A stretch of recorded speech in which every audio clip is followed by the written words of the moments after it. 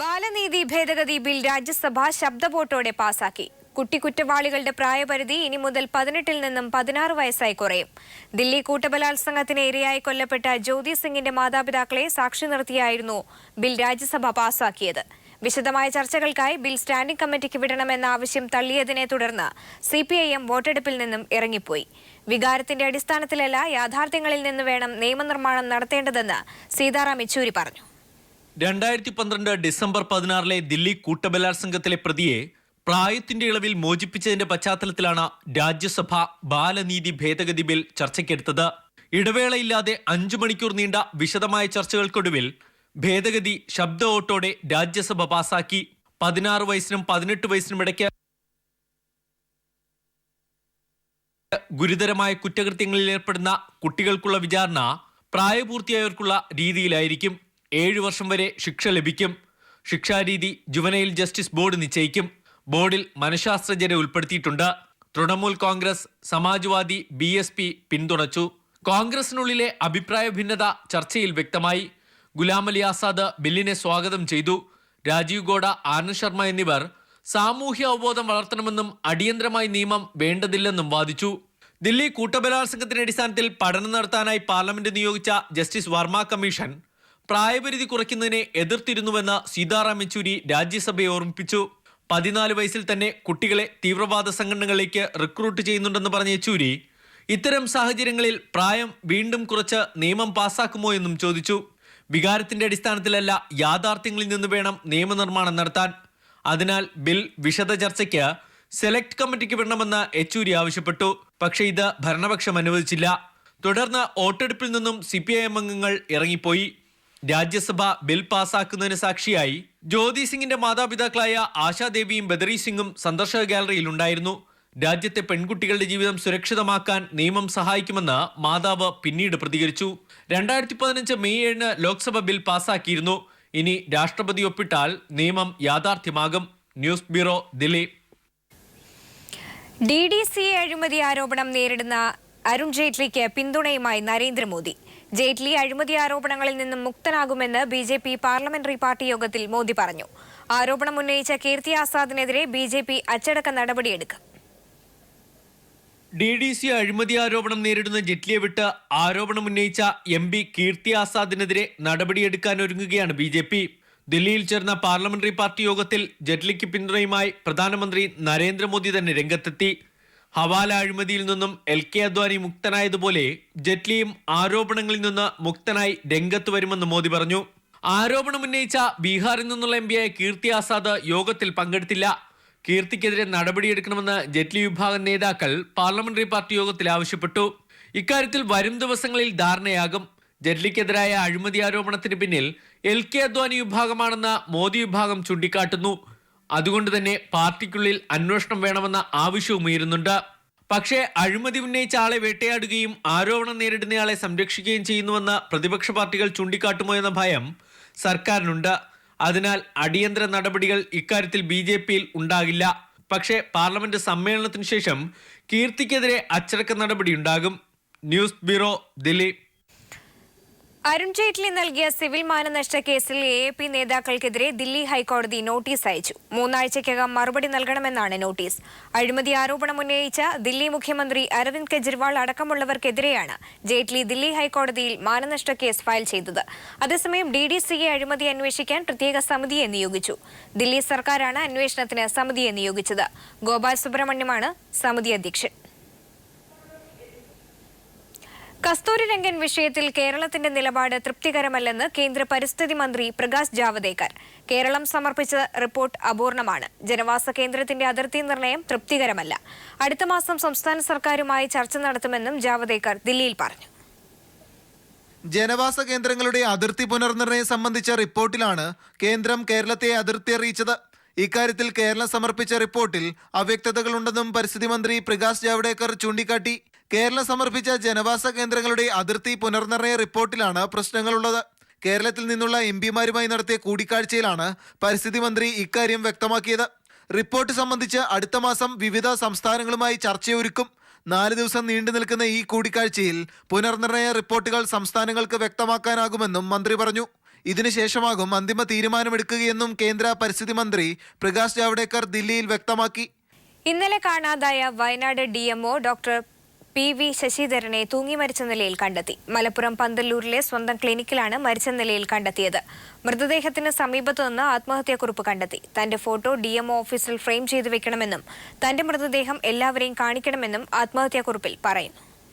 ഇന്നലെ രാവിലെ മുതൽ DMOയെ കാണാനില്ലെന്ന ഡെപ്യൂട്ടി DMOയുടെ പരാതിയെ തുടർന്ന് പോലീസ് അന്വേഷണം ആരംഭിച്ചിരുന്നു.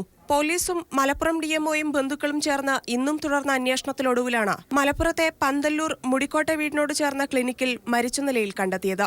ഇന്നലെ രാവിലെ പന്തല്ലൂരിൽ നിന്നും വയനാട്ടിലേക്ക് ബസ് കയറിയെന്നായിരുന്നു നേരത്തെ ലഭിച്ച വിവരം. എന്നാൽ ഇത് ശരിയല്ലെന്ന് മനസ്സിലാക്കിയ പോലീസ് സൈബർ സെല്ലിന്റെ സഹായത്തോടെ അന്വേഷണം ഊർജിതമാക്കിയിരുന്നു. അദ്ദേഹത്തിന്റെ മുറിയിൽ നിന്ന് ഒരു കത്ത് പോലീസിന് ലഭിച്ചിട്ടുണ്ട്. എന്നാൽ ആത്മഹത്യയിലേക്ക് നയിച്ച കാരണങ്ങളെക്കുറിച്ച് കത്തിൽ പരാമർശിച്ചിട്ടില്ല.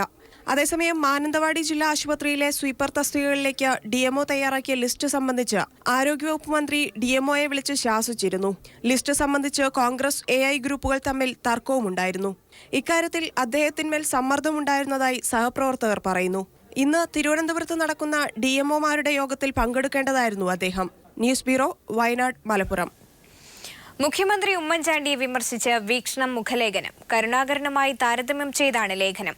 സാമുദായിക ശക്തികൾക്ക് വഴങ്ങുന്ന ആളായിരുന്നില്ല കരുണാകരനെന്നും അനർഹമായത് കൈയിട്ട് വാരാൻ കരുണാകരൻ ആരെയും അനുവദിച്ചിരുന്നില്ല എന്നും വീക്ഷണം പറയുന്നു. കരുണാകരന്റെ കാലത്ത് ഉദ്യോഗസ്ഥരെ നിലയ്ക്ക് നിർത്തുമായിരുന്നുവെന്നും വീക്ഷണം പറയുന്നു. ലീഡർ കെ കരുണാകരന്റെ സ്മരണകളെ കൂട്ടുപിടിച്ചാണ് മുഖ്യമന്ത്രി ഉമ്മൻചാണ്ടിയെ പാർട്ടി മുഖപത്രം പരോക്ഷമായി വിമർശിക്കുന്നത്. ഘടകകക്ഷികളുടെ സമ്മർദ്ദത്തിന് മുഖ്യമന്ത്രി വഴങ്ങുന്നു എന്ന ആക്ഷേപത്തെ വീക്ഷണം സാധൂകരിക്കുന്നത് ഇങ്ങനെ: ഓരോ ഘടകകക്ഷിയുടെയും ശക്തിയും സ്വാധീനവും അനുസരിച്ച് വിഹിതം നൽകാൻ കരുണാകരൻ പിശുക്ക് കാണിച്ചിരുന്നില്ല. എന്നാൽ അനർഹമായത് അവകാശപ്പെടാനും കൈയിട്ട് വാരാനും ആരെയും അനുവദിച്ചിരുന്നില്ല.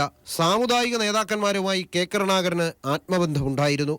ഒരു സമുദായത്തിന് പരിഗണന, ഇതര സമുദായത്തിന് അവഗണന എന്ന വിവേചനം കരുണാകരന്റെ കാലത്തുണ്ടായിരുന്നതേയില്ല. എല്ലാ സമുദായങ്ങളെയും തൃപ്തരാക്കിയ കരുണാകരന്റെ ബന്ധം ചുമലിൽ തൊട്ടുള്ള സൗഹാർദ്ദമായിരുന്നു, മറിച്ച് കാലിൽ തൊട്ടുള്ള വിധേയത്വമായിരുന്നില്ല. അസാമാന്യ ഭരണനിർവഹണ ശേഷിയുണ്ടായിരുന്ന കരുണാകരന്റെ ആജ്ഞകളെ ധിക്കരിക്കാൻ ഒരു ഉദ്യോഗസ്ഥനും ധൈര്യപ്പെട്ടിരുന്നില്ല. തലയിരിക്കുമ്പോൾ വാലാടുന്ന രീതി കരുണാകരൻ വെച്ചുപൊറുപ്പിച്ചിരുന്നില്ലെന്ന് മുഖ്യമന്ത്രിയെ വീക്ഷണം ഓർമ്മിപ്പിക്കുന്നു. നാളെ കെ കരുണാകരന്റെ വിയോഗത്തിന് 5 ആണ്ടുകൾ തികയുന്ന വേളയിലാണ് മുഖ്യമന്ത്രി ഉമ്മൻചാണ്ടിയെ കുത്തി വീക്ഷണം രംഗത്തെത്തിയിരിക്കുന്നത്. രമേശ് ചെന്നിത്തലയുടെ കത്തിനെ ചൊല്ലി പാർട്ടിക്കുള്ളിൽ വിഭാഗീയത ഉരുണ്ടുകൂടുന്നതിനിടെ ഐ ഗ്രൂപ്പ് നിയന്ത്രണത്തിലുള്ള പാർട്ടി പത്രം കൂടി മുഖ്യമന്ത്രിയെ പുറകിൽ നിന്ന് കുത്തിയതിനെ എ ഗ്രൂപ്പ് മാനേജർമാർ ഏറെ ഗൗരവത്തോടെയാണ് കാണുന്നത്. എസ് ജീവൻകുമാർ, തിരുവനന്തപുരം. RSSന്റെ വർഗീയത നേരിടുന്നതിൽ സർക്കാരിന് മൃദു സമീപനമെന്ന് കാനം രാജേന്ദ്രൻ. ക്ഷേത്രങ്ങളുടെ ഭരണം കൈപ്പിടിയിലൊതുക്കാൻ RSS ശ്രമിക്കുന്നുവെന്നും കാനം പറഞ്ഞു. നിലവിലുള്ള ക്ഷേത്ര ഭരണത്തെ സംബന്ധിച്ച് ദേവസ്വം ബോർഡിന്റെ നിയന്ത്രണത്തിലുള്ള ക്ഷേത്രങ്ങളെ സംബന്ധിച്ചിടത്തോളം അവരുടെ സമ്പത്തും വിശ്വാസികളുടെ നിക്ഷേപവുമെല്ലാം കുഴപ്പമില്ലാതെ കൊണ്ടുപോകുന്നതിൻ്റെ ഉത്തരവാദിത്വം ഈ സർക്കാരാണ്. അതിന് ഉണ്ടാക്കിയ സംവിധാനമാണ് നടത്തിക്കൊണ്ടിരിക്കുന്നത്. അത് പുതിയൊരു തലത്തിലേക്ക് കൊണ്ടുപോകുക എന്ന് പറഞ്ഞാൽ ക്ഷേത്രങ്ങളുടെ ഭരണം RSSന്റെ കയ്യിലേക്ക് കൊണ്ടുപോകണം എന്നാണ്. അത് ഈ വിശ്വാസികളും അല്ലാത്തവരുമായിട്ടുള്ള പൊതുസമൂഹം അത് അംഗീകരിക്കും എന്നെനിക്ക് തോന്നുന്നില്ല. അതിനുള്ള കുറുക്കു വഴികളായിട്ട് അസത്യ പ്രചാരണങ്ങളുമായി മുന്നോട്ട് പോവുകയാണ്. അപ്പോൾ ഇത്തരം കാര്യങ്ങളിൽ വളരെ ഗൗരവത്തോടു കൂടി പ്രശ്നങ്ങളെ കാണുകയും പരിശോധിക്കുകയും ചെയ്യുന്ന ആളുകൾ ഇത്തരം പ്രചാരങ്ങളിൽ വീഴരുത്, അതിൻ്റെ പിന്നാലെ പോകരുത് എന്നാണ് അഭ്യർത്ഥിക്കാനുള്ളത്. ഹിന്ദു മതവിശ്വാസികളുടെ എന്തോ അനീതി കാണിക്കുന്നു എന്ന് വരുത്തിക്കൊണ്ട് ഭൂരിപക്ഷത്തിൻ്റെ വർഗീയതയെ വളർത്തിക്കൊണ്ടുവരുന്നതിന് വേണ്ടിയിട്ടുള്ള ശ്രമമാണ് ശ്രീ കുമ്മനം രാജശേഖരൻ നടത്തിക്കൊണ്ടിരിക്കുന്നത്. അത് ഒരു രാഷ്ട്രീയ കക്ഷിയുടെ അധ്യക്ഷൻ എന്ന നിലയിൽ തികച്ചും നിർഭാഗ്യകരമാണ് അദ്ദേഹത്തിൻ്റെ നിലപാട്.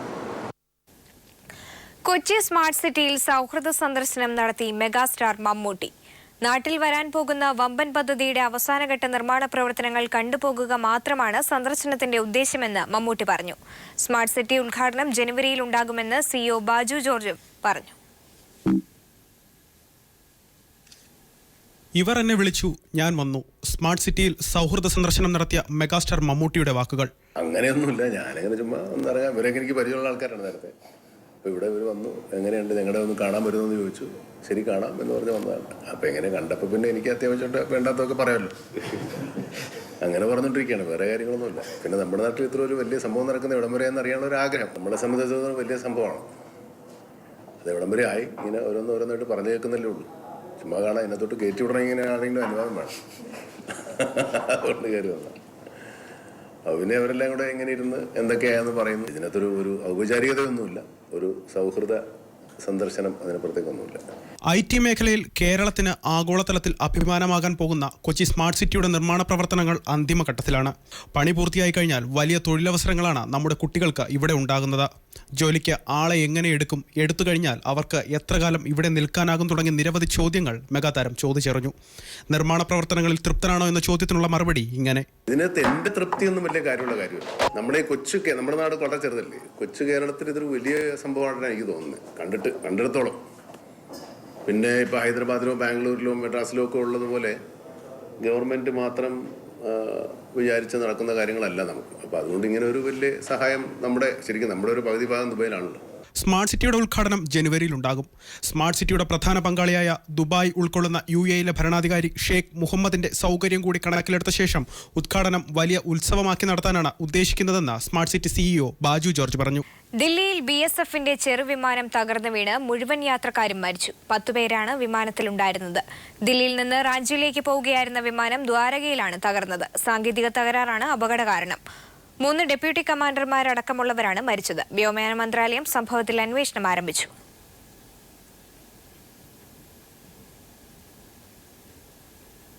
പലർക്കും പരിക്ക് പറ്റി. ശബരിമലയിൽ തിക്കിലും തിരക്കിലും പെട്ട് 30 തീർത്ഥാടകർക്ക് പരിക്ക്. സന്നിധാനത്ത് വലിയ നടപ്പന്തലിലും മരക്കൂട്ടത്തുമുണ്ടായ തിക്കിലാണ് തീർത്ഥാടകർക്ക് പരിക്കേറ്റത്. ഗുരുതരമായി പരിക്കേറ്റ 3 പേരെ പമ്പയിലെ സർക്കാർ ആശുപത്രിയിലും ഒരാളെ കോട്ടയം മെഡിക്കൽ കോളേജ് ആശുപത്രിയിലും പ്രവേശിപ്പിച്ചു.